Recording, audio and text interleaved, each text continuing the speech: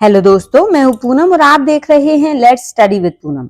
साल था 1942। World war 2 में बर्मा की लड़ाई में एक भारतीय सैनिक को जख्मी अवस्था में कैंप में लाया गया। उसके शरीर को जापानी सैनिकों ने 9 गोलियों से छलनी कर दिया था। उसकी हालत इतनी खराब थी कि डॉक्टरों ने भी उसे फिनिश केस कहकर उसका ट्रीटमेंट करना बंद कर दिया था।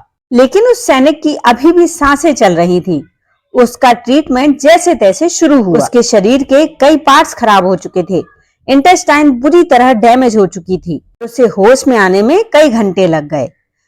होश में आने के बाद जब डॉक्टरों ने पूछा कि तुम्हें क्या हुआ था, तब उसने मजाकिया अंदाज में कहा, कुछ नहीं, एक गधे ने लात मार दी थी। इतनी कठिन परिस्थिति को भी हंसी में उड़ा देने वाले ये कोई और नहीं, इंडिया के पहले फील्ड मार्शल सैम मानेकशॉ थे, जिन्होंने अपनी काबिलियत से न केवल इंडियन आर्मी को मॉडर्नाइज किया, बल्कि 1971 की इंडो पाक वॉर में पाकिस्तान को धूल चटाकर 93,000 सैनिकों को घुटनों के बल पर ला दिया था। उनकी ब्रेवरी की वजह से ही उनका नाम बहादुर पड़ा। वो केवल युद्ध के मैदान में ही ब्रेव नहीं थे, बल्कि आम जिंदगी में भी उनका अंदाज बेबाक था। उन्हें न किसी ओहदे का डर था और न किसी सत्ता का दबाव। मिनिस्टर हो या स्वयं प्राइम मिनिस्टर, वो हर किसी से खरी बात कहने का दम रखते थे। उन्होंने एक बार स्वयं प्राइम मिनिस्टर इंदिरा गांधी के ऑर्डर्स को भरी सभा में रिजेक्ट कर दिया था। उन्होंने अपने पद को भी दांव पर लगाकर हमेशा वही किया जो भारत के लिए सही था। सैम हरमोश जी, फर्मजी जमशेदजी मानेकशॉ का जन्म 3 अप्रैल 1914 को अमृतसर में हुआ था। सैम मानेकशॉ का परिवार एक पारसी परिवार था जो अमृतसर में रहता था। हरमोश जी मानेकशॉ और हिला मेहता की 5वीं संतान थे सैम मानेकशॉ। इनके पिता पेशे से एक डॉक्टर थे। उन्हें प्राइमरी एजुकेशन अमृतसर में ही प्राप्त की और आगे की पढ़ाई के लिए नैनीताल के शेरवुड कॉलेज में एडमिशन लिया। शुरू से ही वो अपने पिता की तरह एक डॉक्टर बनना चाहते थे। उन्होंने अपने पिता से लंदन जाकर पढ़ाई करने की इच्छा जाहिर की। सैम बहादुर के पिता ने कहा कि उनकी उम्र अभी काफी कम है। ऐसे में हरमोश जी मानेकशॉ को एक और बच्चे को लंदन में भेजकर पढ़ाई का खर्च उठाना इतना आसान नहीं था। अपने पिता से ना सुनकर सैम मानेकशॉ को काफी बुरा लगा, इसलिए उन्होंने अमृतसर के हिंदू सभा कॉलेज में एडमिशन ले लिया। यहीं से उनकी किस्मत उन्हें एक आर्मी ऑफिसर बनने तक के सफर की शुरुआत करने वाली थी।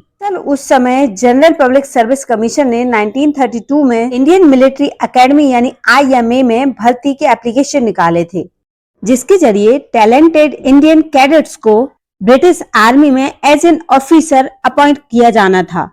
सैम मानेकशॉ ने अपने पिता से IMA में जाने की परमिशन मांगी, लेकिन इस बार भी उन्हें अपने पिता से ना सुनने को मिला। इस बार अपने पिता के खिलाफ जाकर इस पोस्ट के लिए अप्लाई किया। अपनी मेहनत के दम पर शानदार प्रदर्शन करते हुए न केवल IMA में सिलेक्ट हुए, बल्कि इसमें चुने गए 15 कैडेट्स में से 6th रैंक भी उन्होंने हासिल की। के बाद सैम मानेकशॉ को करीब 3 साल तक मिलिट्री एकेडमी में ट्रेनिंग दी गई। भले ही शुरुआत में सैम मानेकशॉ एक डॉक्टर बनना चाहते थे, लेकिन अपनी लगन और देश प्रेम की वजह से उन्होंने अपने अधिकारियों के दिल जीत रखे थे। 1935 में सैम मानेकशॉ को रॉयल स्कॉट्स की 2nd बटालियन में लाहौर भेज दिया गया। रॉयल स्क्वाड में काम करते हुए फिर उन्हें बर्मा भेज दिया गया। 1939 में वर्ल्ड वॉर 2 के शुरू होने के बाद जापान ने एशिया में एलाइड पावर्स की हालत खराब कर दी थी। 1942 में जापानीज आर्मी बर्मा में विलिंग रिवर तक आ पहुंची थी, जो सितांग से 48 किलोमीटर साउथ में था। जापानी सेना बड़ी तेजी से सितांग ब्रिज की ओर बढ़ रही थी। ऐसे में ब्रिटिशर्स ने सितांग को डिफेंड करने के लिए सैम मानेकशॉ को चुना और उन्हें डबल प्रमोशन देते हुए कैप्टन बना दिया। कैप्टन मानेकशॉ ने अपनी कंपनी के साथ यहाँ अपनी पूरी जान झोंक दी। जैसे ही जापानी सैनिकों ने सितांग ब्रिज पर कब्जा करने की कोशिश की, सैम मानेकशॉ के जवानों ने काउंटर अटैक करते हुए जापानियों को पीछे धकेल दिया और स्ट्रेटेजिकली इंपॉर्टेंट सितांग ब्रिज पर कब्जा कर लिया।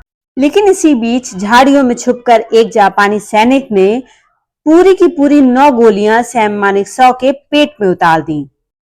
इन गोलियों ने सैम बहादुर को बुरी तरह घायल कर दिया था।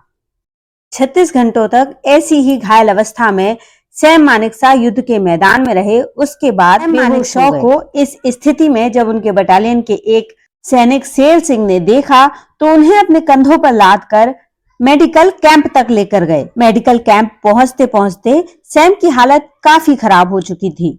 पूरा शरीर खून से लथपथ था। उनकी गंभीर मेडिकल कंडीशन को देखते हुए एक ऑस्ट्रेलियन डॉक्टर ने उन्हें फिनिश केस का दर्जा दे दिया। उस डॉक्टर ने सैम की गंभीर स्थिति को देखते हुए सैम पर ट्रीटमेंट करने को वेस्ट ऑफ टाइम माना। युद्ध में घायल हुए बाकी सैनिकों का ट्रीटमेंट करना ज्यादा बेहतर समझा। चूंकि बर्मा के युद्ध में सैम ने काफी बहादुरी से काम किया था, इसलिए मेजर जनरल डेविड कॉवन खुद उस मेडिकल कैंप में जा पहुंचे जहां पर सैम मानेकशॉ का इलाज हो रहा था। डेविड कॉवन ने अचेत अवस्था में पड़े सैम के सीने पर कॉमनवेल्थ फोर्सेस को दिए जाने वाले हाईएस्ट अवार्ड मिलिट्री क्रॉस को पिन कर दिया। ये मिलिट्री क्रॉस युद्ध के मैदान में एक्सीलेंट ब्रेवरी दिखाने वाले सैनिकों को जिंदा रहते दिया जाता है। चूंकि वहां मौजूद मिलिट्री ऑफिसर्स और डॉक्टर सैम के जिंदा रहने की उम्मीद छोड़ चुके थे, इसलिए मेजर जनरल डेविड कॉवन ये चाहते थे कि सैम को यह अवार्ड जीते जी दे दिया जाए। हालांकि इतने बहादुर सिपाही को मौत के मुंह में ऐसे ही मरने के लिए छोड़ देना मिलिट्री को मंजूर नहीं था। इसलिए डॉक्टर्स ने सैम का ऑपरेशन शुरू कर दिया। गोलियों ने सैम मानेकशॉ के पेट में लंग्स और इंटेस्टाइन को बुरी तरह डैमेज कर दिया था। इंटेस्टाइन का एक हिस्सा इतनी बुरी तरह डैमेज हो चुका था कि उसका एक हिस्सा डॉक्टर्स को मानेकशॉ के पेट से निकालना पड़ा। कई घंटे तक सैम मौत और जिंदगी के बीच झूलते रहे। आखिरकार सैम मानेकशॉ को होश आ गया।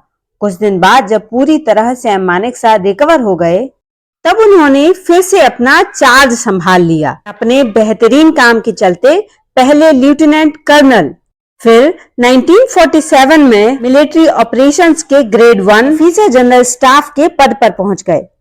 1947 में भारत अंग्रेजों के चंगुल से मुक्त हुआ।